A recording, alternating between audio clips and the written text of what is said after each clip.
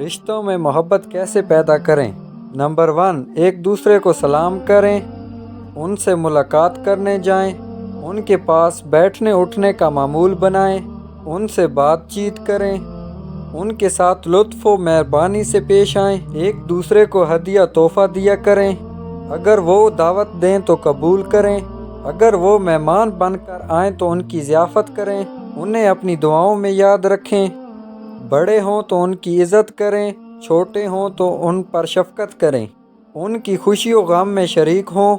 اگر ان کو کسی بات میں امانت درکار ہو تو اس کام میں ان کی مدد کریں، ایک دوسرے کے خیر خواہ بنیں، اگر وہ نصیحت طلب کریں تو انہیں نصیحت کریں، ایک دوسرے سے مشورہ کریں، ایک دوسرے کی غیبت نہ کریں، ایک دوسرے پر طنز نہ کریں، پیٹھ پیچھے برائیاں نہ کریں، چغلی نہ کریں، آڑے نام نہ رکھیں، دوسروں کے عیب نہ نکالیں، ایک دوسروں کی تکلیفوں کو دور کریں، ایک دوسرے پر رحم کھائیں،